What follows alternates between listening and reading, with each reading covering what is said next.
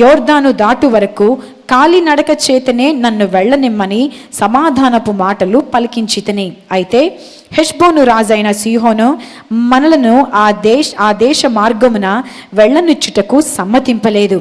నేడు జరిగినట్లుగా నీ చేతికి అతని అప్పగించుటకు నీ దేవుడైన యెహోవా అతని మనస్సును కఠినపరిచి అతని హృదయమునకు తెగింపు కలుగ చేసెను.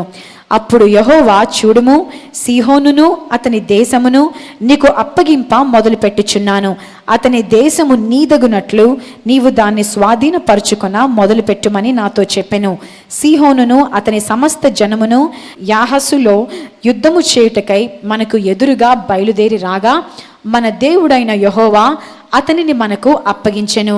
గనుక మనము అతనిని, అతని కుమారులను, అతని సమస్త జనమును హతము చేసి ఆ కాలమున అతని సమస్త హెష్బోను రాజు అయినటువంటి సీహోనికి రాయబారం పంపిస్తూ ఉన్నాడు.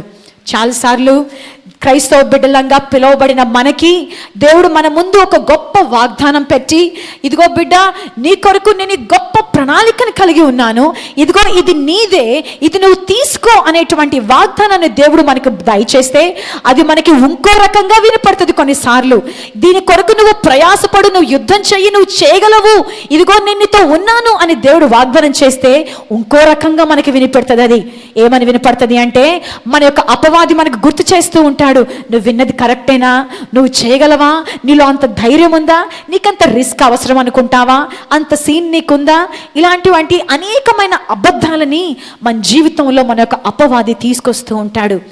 బహుశా నీ జీవితంలో నువ్వు అనుకుంటూ ఉన్నావేమో, దేవా ఎట్టి పరిస్థితుల్లో నేను విశ్వాసంలో గట్టిగా నుంచోవాలి అని.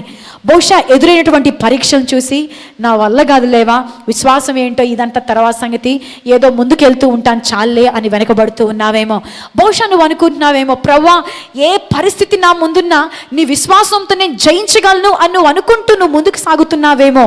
కానీ మధ్యలో ఏదో ఒక పరిస్థితి నుండి చూసి, అయ్యా నాకు చేత కాదులే, నాకు ఇంతే ఉంటే చాలే, ఇంకేమవుద్ది ఇంతకంటే నా జీవితంలో అనేటువంటి ఓడిపోయినటువంటి యాటిట్యూడ్ని నువ్వు నీ జీవితంలో కలిగి ఉన్నావేమో. ఈరోజు నువ్వు ప్రశ్నించుకో, are you running away from your life's battles? మనలో చాలామంది, నేను ఆ వ్యక్తిని ఎదుర్కోలేనులే, నేను ఈ పరిస్థితుల్ని ఎదుర్కోలేనులే, నా పరిస్థితులు ఇంకా మారవులే, ఇంతే ఉంటాయిలే, బహుశా నా జీవితం ఇంక ఇంతేలే అనేటువంటి ఆ యొక్క తక్కువ ఆలోచనలతో, ఆ యొక్క ఓడిపోయినటువంటి ఆలోచనలతో ఆలోచించుకుంటూ మన జీవితంలో మన పోరాటాలని వదిలివేసే వాళ్ళంగా ఉంటూ ఉన్నాము. ఈరోజు మోషే జీవితం ద్వారా దేవుడు మనతో మాట్లాడుతూ ఉన్నాడు, ప్రశ్నిస్తూ ఉన్నాడు, ఆర్ యు రన్నింగ్? నువ్వు కూడా పరిగెత్తూనే ఉన్నావా? నువ్వు కూడా నాకు చేత కాదు దేవా అని చెప్పి అంటూ ఉన్నావా? ఈరోజు దేవుడు మనందరితో మాట్లాడుతూ ఉన్నాడు. God knows which battle we have to fight. బహుశా నేను యుద్ధాన్ని చేయలేను, బహుశా నాకు చేత కాదు అని నువ్వు అనుకుంటున్నట్లయితే ఈ నిశ్చయతను కలిగి ఉండు. నీవు ఏ పోరాటాన్ని పోరాడాలో, ఎప్పుడు పోరాడాలో, ఈ స్ట్రాటజీ అంతా నీ యేసయ్యకి తెలుసు. ఆయన ఎలాంటి ఆలోచన లేకుండా, ఎలాంటి ఉద్దేశం లేకుండా పొలోమంటూ నేను పంపించేసేటువంటి దేవుడు కాదు. ఆయన నీ జీవితపు గురించి ఎంతో క్లియర్ కట్ మైన్యూట్ ఆలోచనలు కూడా నీ దేవుడు నీ కొరకు కలిగి ఉన్నాడు. 24వ వచనం నుండి మీరు కొంచెం ముందు ఇంటికి వెళ్ళిన తర్వాత మళ్ళీ చదివితే, దేవుడు ఏశావు సంతతి వారి ఇంటి గుండా వెళ్ళేటప్పుడు మాత్రము వాళ్ళతో యుద్ధం చేయొద్దు అంటాడు. మళ్ళీ ఏదోము వాళ్ళ గుండా వెళ్తున్నప్పుడు అక్కడ యుద్ధం చేయొద్దు అని చెప్తాడు. కానీ ఇక్కడికి వచ్చినప్పుడే యుద్ధం మాత్రం చేయమని చెప్తాడు. God knows when you have to fight the battle, with whom you have to fight to battle. ఎవరితో పోరాడాలి, ఎప్పుడు నువ్వు పోరాడాలి, ఎలాంటి పరిస్థితుల్లో నువ్వు పోరాడాలి అనేటువంటి విషయము నీ దేవునికి నీ జీవితం గురించినటువంటి ఉద్దేశము ఆయనకి చాలా బాగా తెలుసు. దాని గురించి నువ్వు ఆయన్ని 100% నమ్మొచ్చు. అసలు ఎందుకు యుద్ధం చేయాలి దేవా అని ప్రశ్నిస్తూ ఉన్నట్లయితే, ద్వితీయోపదేశ కాండము 2వ అధ్యాయము 25వ వచనము, నేడు నేను నీ వలని భయము, నీ వలని వెరుపు ఆకాశము క్రిందున్న సమస్త దేశముల వారికిని పుట్టింప మొదలు పెట్టుచున్నాను. వారి నిన్ను గూర్చిన సమాచారము విని నీ ఎదుట వణికి మనోవేదనని నొందుదురు.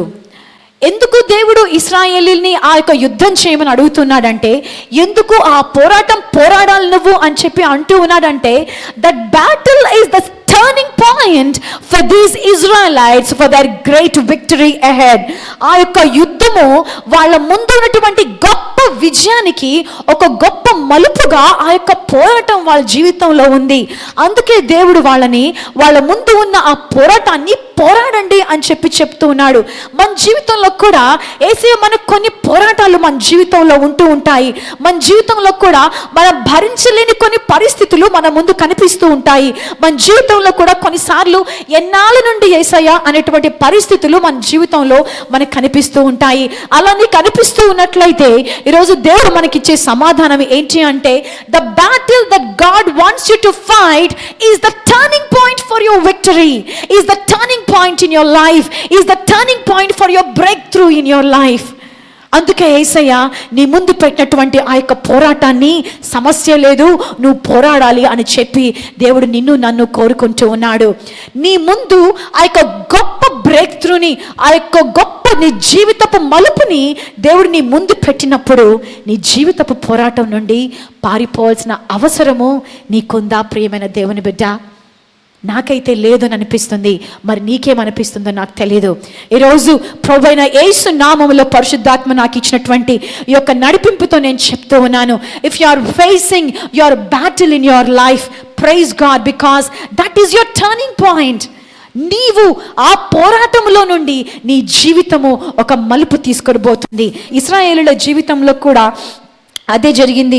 వాళ్ళు హెష్బోను రాజు అయినటువంటి సీహోనుతో యుద్ధం చేయడం అనేది వాళ్ళ యొక్క ప్రయాణంలో ఒక మలుపు, వాళ్ళ యొక్క ప్రయాణంలో రాబోయేటువంటి ఒక గొప్ప విజయానికి అది నాందిగా వాళ్ళ జీవితంలో ఉన్నింది. Maybe the battle that you are facing is the turning point for your breakthrough. Amen, amen. బహుశా నువ్వు ఎదుర్కొన్నటువంటి నీ యొక్క యుద్ధము, నువ్వు ఎదుర్కొన్నటువంటి నీ యొక్క పోరాటము నీ జీవితంలో దేవుడు నీ కొరకు దాచిపెట్టిన గొప్ప విజయానికి మలుపుగా ఈ జీవితంలో ఉందేమో నాకు తెలీదు. అందుకే ఈరోజు నేను పరిశుద్ధాత్మ యొక్క నడిపింపుతో మనలందరినీ కూడా హెచ్చరిస్తున్నాను. నీ జీవితపు పోరాటంలో నుండి నువ్వు పారిపోయి పరిగెత్తూ ఉన్నావా? నీ జీవితపు పోరాటాన్ని పోరాడకుండా ఆటోమేటిక్ షార్ట్ కట్స్ని నీ జీవితంలో వెతుక్కుంటూ ఉన్నావా? అలా నువ్వు వెతుక్కుంటూ ఉన్నట్లయితే దేవుడు నీ కొరకు దాచిపెట్టిన గొప్ప ప్రణాళికని నువ్వు కోల్పోతావు అని చెప్తున్నాను. ఆ యొక్క గొప్ప విజయపు మలుపుని నీ జీవితంలో నుండి కోల్పోతావు. అందుకే ప్రియమైన దేవుని బిడ్డ, ఇక్కడ కూర్చున్న నీతో దేవుడు మాట్లాడుతూ ఉన్నాడు. బహుశా అనుకుంటూ ఉన్నావా, దేవా ఎంతకాలం చేయాలి నేను, దేవా ఇంకెంతకాలం భరించాలి నేను, దీనికి ఒక ఎండ్ అంటూ ఉండదా, దీనికి ఒక అంతం అంటూ ఉండదా ప్రభువా, నా వల్ల కాదు దేవా దీన్ని చేయడమో అని నువ్వు అనుకుంటున్నట్లయితే ఈరోజు దేవుడు మనందరికి కూడా వాగ్దానం చేస్తున్నాడు. Our battles that we are facing is a turning point for a great breakthrough that is ahead of us. మనం ఎదుర్కొన్నటువంటి మన యొక్క యుద్ధాలు మన ముందు దాచిపెట్టబడినటువంటి గొప్ప విజయానికి మలుపుగా మన జీవితంలో ఉంటున్నాయి. ఇంకొంచెం ముందుకు వెళ్ళి మనం చూద్దాము. దేవుడు తన యొక్క సహాయంతో నీవు నేను పోరాడాలి అని అనుకున్నటువంటి యుద్ధాలని, నీవు నేను దేవునితో కలిసి పోరాడాలి అనుకున్నటువంటి పోరాటాలని నీవు నేను పోరాడడానికి ఇష్టపడకపోతే మన జీవితం ఎలా ఉంటుంది అనేటువంటి విషయాన్ని మనకి చూపిస్తాను. If you and I don't want to fight the battles that God wants us to fight along with him, ఆయనతో పాటు కలిసి ఆయన నిన్ను నన్ను పోరాడాలి అని అనుకుంటున్నటువంటి యుద్ధాల్లో మనం పోరాడకపోతే ఎలాగుంటామో అంటే 26వ వచనం నుండి చదువుకుందాము. అప్పుడు నేను కెదేమోతు అరణ్యంలో నుండి హెష్బోను రాజైన సీహోను నొద్దకు దూతలను పంపి, నన్ను నీ దేశము గుండా దాటిపోనిమ్ము, కుడి ఎడమలకు తిరగక త్రోవనే నడిచిపోదును. మొట్టమొదటి విషయాన్ని అక్కడ చూస్తున్నాము. ఈ దేవుని సహాయంతో నీవు పోరాడాల్సినటువంటి యుద్ధాల్ని నువ్వు పోరాడకపోతే నిన్ను నువ్వు చాలా బలహీనుడిగా, నిన్ను నువ్వు చాలా చిన్నగా, నిన్ను నువ్వు చాలా శక్తి లేని వాడిగా నీ జీవితంలో నువ్వు చేసుకుంటావు. If you don't fight the battles that God wants you to fight along with him, you make your self so small, you make yourself so powerless in your life. ఒకసారి 24వ వచనంలో దేవుడు ఏం వాగ్దానం చేస్తున్నాడంటే మోషేకి, ఇదిగో అయ్యా మోషే, నీకు జనాంగానంతటికి నేను హెష్బోను రాజుని ఆ సీహోన్ని నీకు ఇచ్చేశాను, నువ్వు యుద్ధం చెయ్యి అని అంటే మోషే వెళ్ళి అడుగుతున్నాడు ఏమనంటే, ప్లీజ్ నేను మరే అటు ఇటు ఎట్టు వెళ్ళను, చాలా జాగ్రత్తగా వెళ్తాను, నేను చాలా బుద్ధిగా ఉంటాను, నేను ఇలా వెళ్తాను అని బ్రతిమలాడుకుంటూ హెష్బోను రాజైన సీహోన్తో మాట్లాడుతూ ఉన్నాడు. 24వ వచనానికి 26వ వచనానికి ఎక్కడైనా పొంతన మీకు కనిపిస్తూ ఉందండి? గొప్ప దేవుడు చెప్తున్నాడు, అరే అది నీది, నువ్వు వాడిని జయించు, నువ్వు జయిస్తావు, అసలు నీ ముందు అతను ఎంతరు అని దేవుడు చెప్తూ ఉంటే మోషే మాత్రము చాలా ఆపోజిట్, కాంట్రవర్షియల్గా, దేవునికి చాలా ఆపోజిట్గా, నేను అట్లే ఉంటానులే, నేను కొంచెం ఇట్లా వెళ్తానులే, పక్కకి ఎక్కడికి వెళ్ళనులే. అయ్యో సే అది నేను అంటాను, అది పిచ్చితనం అంటాను, వెర్రితనం అంటాను. మనలో కొంతమంది కూడా మన జీవితాల్లో అంతే ఉన్నాము. మన గొప్ప దేవుడు, మన యొక్క రాజాతి రాజునటువంటి మన దేవుడు, నా బిడ్డ ఇదిగో దాన్ని నీకు వాగ్దానంగా దయచేశాను అని చెప్తే మనమేమో ఆ వాగ్దానాన్ని మర్చిపోయి ఇలా ఉంటాను, ఇట్లుంటే చాలే, ఇట్లుంటే ఓకేలే, చాలా తక్కువ వాటికి మన జీవితంలో సెటిల్ అయిపోతున్నాము. అంత మాత్రమే కాదు, నా యొద్ద రూకలు తీసుకొని తినుటకు భోజన పదార్థములు నాకిమ్ము, నా యొద్ద రూకలు తీసుకొని త్రాగుటకు నీళ్ళిమ్ము. దేవుడేమో స్వాధీనపరచుకో అయ్యా అని చెప్పి దేవుడు వాగ్దానం చేస్తూ ఉంటే మోషే అడుగుతూ ఉన్నాడు, నేను డబ్బులు ఇస్తాను, నాకు నీళ్ళు ఇస్తావా? నేను డబ్బులు ఇచ్చి కొనుక్కుంటానులే నీ దగ్గర ఆహారం అని. ఎంత తేడా ఉందండి, ఎంత వ్యత్యాసం ఉందండి, ఎంత వెర్రితనంగా వీళ్ళు బిహేవ్ చేస్తున్నారని అనిపిస్తూ ఉందండి. కొన్నిసార్లు మనం కూడా ఇంతే వెర్రితనంగా మన జీవితాన్ని కొనసాగిస్తూ ఉంటాము. ఒక పక్కన దేవుని యొక్క గొప్ప వాగ్దానం ఉంది, ఒక పక్కన మన అవిశ్వాసంతో, వెర్రితనంతో మన గొప్ప ఆశీర్వాదాన్ని మర్చిపోయి, అది నాది అనేటువంటి, నా సొత్తు అనేటువంటి విషయాన్ని మర్చిపోయి నీకు నువ్వు నష్టం కలిగించేటువంటి వ్యక్తిగా నువ్వు ఉంటూ ఉన్నావు.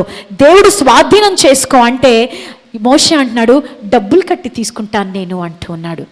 ఎలా ఉంది అంటే, బహుశా ఒకసారి ఆలోచించండి, సూపర్ మార్కెట్కి నువ్వు వెళ్తే సూపర్ మార్కెట్ యజమాని సూపర్ మార్కెట్లో నీకు ఏం కావాలంటే అది తీసుకో, సూపర్ మార్కెట్ మొత్తం నీదే అని అంటే, మళ్ళీ మనం కౌంటర్ దగ్గరికి వెళ్ళి వాటర్ బాటిల్ తీసుకుని ఇదిగో డబ్బులు తీసుకో అంటే ఎట్లుంటుందండి?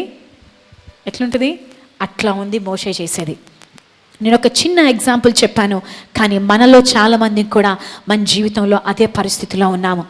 నీ దేవుని యొక్క సహాయంతో నీవు పోరాడాల్సినటువంటి యుద్ధాన్ని నువ్వు పోరాడడానికి సిద్ధంగా లేకపోతే నీవు నష్టపోయేటువంటి వ్యక్తిగా ఉంటావు. అసలు మోషేకి ఏం అవసరం వచ్చింది డబ్బులు కట్టి నీళ్లు తాగడానికి? మోషేకి ఏం అవసరం వచ్చింది రూకలు కట్టి ఆహారం తీసుకోవడానికి? ఒక పక్కన దేవుని యొక్క గొప్ప వాగ్దానం, అది నీ స్వాధీనం అని చెప్తూ ఉంటుంది.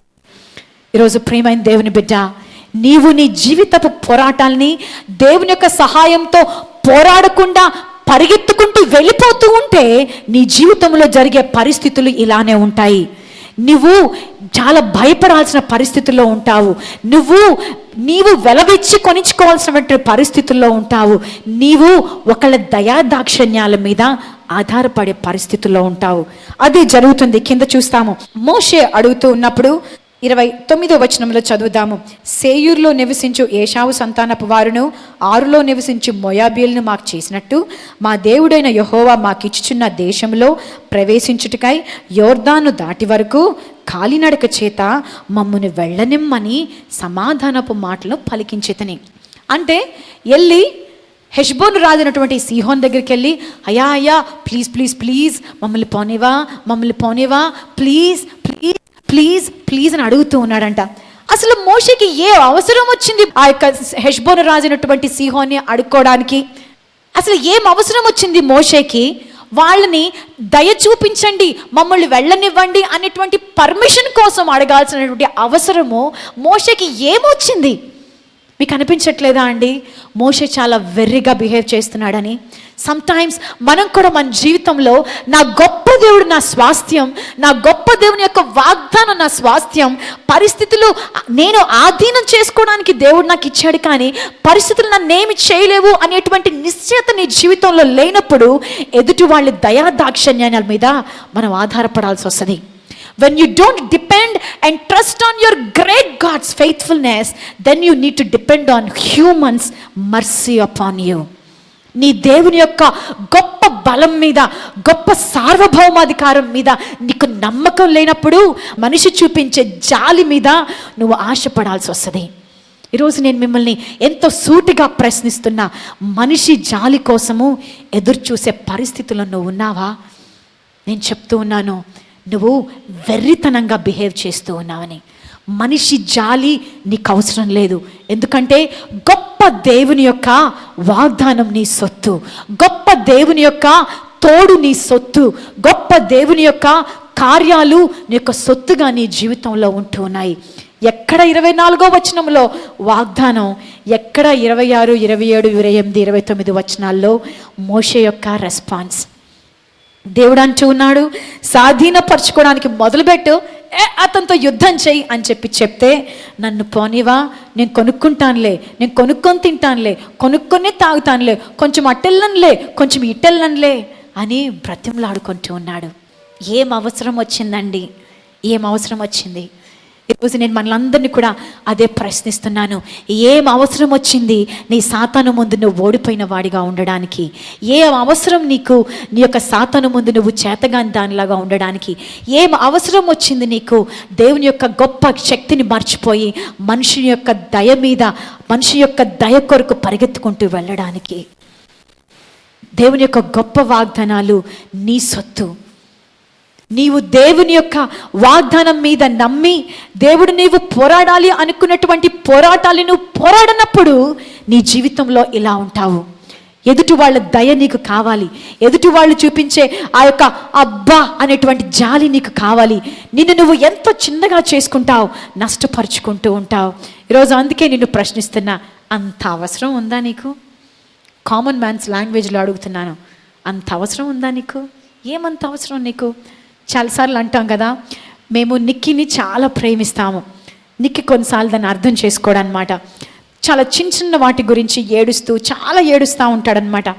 అప్పుడు పాస్టర్ గారు అంటూ ఉంటారు, నీకంత అవసరమే వచ్చింది నాన్న, నేను మమ్మీ నిన్ను చాలా ప్రేమిస్తాం కదా, నువ్వు దాన్ని ఎంజాయ్ చేయి, నీది సంతోషపడది నీదేరా అని అంటూ ఉంటాడనమాట. కొన్నిసార్లు మనం కూడా అంతే ఉంటాము. యేసయ్య మన గురించి అంటూ ఉంటాడు, అంత అవసరమా నా బిడ్డ నువ్వు ఏడవడానికి? అంత అవసరమా నా బిడ్డ నీకు భయపడడానికి? అంత అవసరమా నా బిడ్డ నీకు నా గురించి నన్ను డౌట్ చేయడానికి? ఏం అవసరం అండి మన గొప్ప దేవుని డౌట్ చేసి ఎదుటి వాళ్ళ జాలి కొరకు మనం ఆశపడడానికి? ఈరోజు నీ జీవితపు పోరాటాలని నువ్వు పోరాటానికి ధైర్యం తెచ్చుకో. దాని నుండి నువ్వు పరిగెత్తడానికి రెడీ అయినప్పుడే, దాని గురించి నువ్వు భయపడినప్పుడే, వాటిని తప్పించుకోవడానికి నువ్వు సిద్ధపడినప్పుడే నీ జీవితంలో ఈ పరిస్థితుల్లోకి నువ్వు వెళ్తావు. ఆ పరిస్థితుల్లోకి వెళ్ళడం నువ్వు అనేది దేవుని చిత్తం కాదు. మనం దేవుని యొక్క వాక్యాన్ని చూద్దాము. దేవుని యొక్క అగమ్య గోచరమైనటువంటి ఆ యొక్క ఉద్దేశాలు ఎలా ఉంటాయి అన్నటువంటి విషయాల్ని మనం ఇక్కడ అర్థం చేసుకుందాము. కిందకి వెళ్ళి 30వ వచనం నుండి మనం చదువుకుందాము. గాడ్స్ మిస్టీరియస్ స్ట్రాటజీ, దేవుని యొక్క అగోచరమైనటువంటి ప్రణాళిక ఎలా ఉంటుంది అన్నటువంటి విషయం చూద్దాము. 30వ వచనం నుండి అందరం కూడా దేవుని యొక్క వాక్యాన్ని చూద్దాము, చదువుదాము. అయితే హెష్బోను రాజైన సీహోను మనలను తన దేశ మార్గమున వెళ్ళనిచ్చుటకు సమ్మతింపలేదు. నేడు జరుగునట్లు నీ చేతికి అతన్ని అప్పగించుటకై నీ దేవుడైన యెహోవా అతని మనసును కఠినపరిచి. మొట్టమొదటిదిగా ఇక్కడ మనం చూస్తే, హెష్బోను రాజైన సీహోను ఆ దేశ మార్గమున మనల్ని వెళ్ళనిచ్చుటకు సమ్మతింపలేదు. ఇక్కడ ఆగుదాము.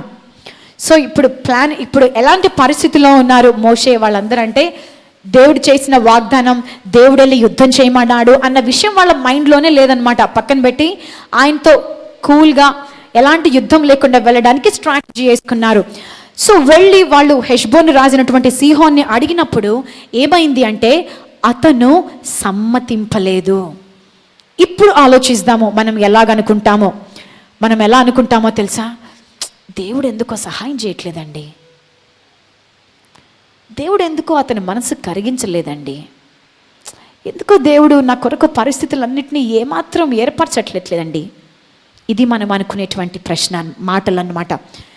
కామన్ మ్యాన్స్ మనము ఎలాగా ఆలోచిస్తామో అనేటువంటి విషయాన్ని నేను ఒకసారి గుర్తు చేస్తే, హెష్బోను రాజునటువంటి ఆ యొక్క సీహోను సమ్మతింపపోవడాన్ని మనం ఎలా ఉంటాము అంటే, మనం ఎలా అనుకుంటున్నామంటే, అమ్మో ఎందుకు ఇతను ఒప్పుకోలేదు, దేవుడు సహాయం చేయట్లేదా, దేవుడికి నా మీద ప్రేమ లేదా, దేవుడు ఎందుకు నా ముందు వెళ్ళి నా కోసం కార్యాలంటే సఫలపరచట్లేదు అని అనుకుంటూ ఉంటాము. కానీ అస్సలు విషయం ఏంటంటే, దేవుడు అది కాదు నీ కొరకైన దేవుని స్ట్రాటజీ, అది కాదు నీ కొరకైన దేవుని ఉద్దేశం, అది కాదు దేవుడు నీ కోసం దాచిపెట్టింది. దేవుడు నిన్ను వాళ్ళని ఎదిరించి స్వాధీనపరచుకోవాలి అని నువ్వు కోరుకుంటూ ఉంటే మనిషి సమ్మతం కోసం నువ్వు ఎందుకు ఎదురు చూస్తావు? చాలాసార్లు మన దేవుని యొక్క గొప్ప స్ట్రాటజీని మనం అర్థం చేసుకోలేక, మనం చేసేదే చాలా కరెక్ట్ అని అనుకుంటూ, మనం వెళ్తున్నటువంటి మార్గంలో ఏదైనా మనకి ఫేవరబుల్గా, మనకి నచ్చినట్లుగా కనిపించకపోతే మనం అనుకుంటాము, దేవుడు సహాయం చేయట్లేదు నాకు అనుకుంటాము. దేవుడు ఏమాత్రం కూడా నా మీద కృప చూపించట్లేదండి, అస్సలు జాలే లేదండి. అసలైన విషయం ఏంటంటే, దేవుని యొక్క ప్రణాళికకి నువ్వు ఎంతో దూరంలో ఉన్నావని అర్థము. క్రీస్తునందు ప్రియమైనటువంటి దేవుని బిడ్డలారా, ఈ బలమైన దేవుని యొక్క వాక్యము చేత మీరు బలపడి ఉన్నారని నేను నమ్ముతూ ఉన్నాను. నాతో పాటు ఏకీభవించండి. అద్భుతాల కొరకై మనము దేవుని యందు ఏకీభవించి ప్రార్థన చేద్దాం. దేవుని యొక్క వాక్యము సెలవిస్తూ ఉన్నది, ఎవరైనా ఇద్దరు తాము వేడుకొని దేని గూర్చి అయినను ఏకీభవించి ప్రార్థించిన ఎడల అది పరలోకమందున తండ్రి వలన అనుగ్రహించబడుతుంది. మీతో పాటు నేను ఏకీభవిస్తూ ఉన్నాను, నాతో పాటు మీరు ఏకీభవించండి. దేవుడు అద్భుతాలు చేస్తాడు. అవసరత ఏదైనా సరే తీర్చే దేవుడు మనకున్నాడు. మరి ప్రార్థన చేసుకుందామా? ప్రార్థన. పరిశుద్ధుడైన తండ్రి, మహోన్నతుడా, మా గొప్ప దేవానికి స్తోత్రాలు. నా ప్రియ సహోదరి సహోదరులందరినీ మీరు దీవించండి. వారికి ఉన్న ప్రతి అవసరతను కూడా మీరు తీర్చండి. మీ వాక్యము తండ్రి మా జీవితాలను మార్చే శక్తి కలిగినది. మీ వాక్యము ద్వారా మా జీవితములలో మార్పు పొందుటకై సహాయం చేయండి. కేవలము విని వదిలివేయక, విన్న వాక్యానికి అనుగుణంగా విధేయత చూపే కృపను మీరు మాకు దయచేయమని ప్రార్థన చేస్తూ ఉన్నాం. మా యొక్క అవసరతలన్నీ తీర్చండి ప్రభువా. మాలో బలమైనటువంటి విశ్వాసాన్ని కలిగించమని ప్రార్థన చేస్తూ, మా యొక్క ప్రియుల కుటుంబాలను మీరు ఆదుకొనండి, ఆదరించండి, ఆశీర్వదించండి, బలపరచండి. అవసరత ఏదైనా సరే అవన్నీ తీర్చుటకు నీవు సమర్థుడవు తండ్రి. మీరే తీర్చి మా సంతోషాన్ని పరిపూర్ణం చేయమని యేసుక్రీస్తు నామమున అడుగుచూ ఉన్నాము తండ్రి. Amen, amen.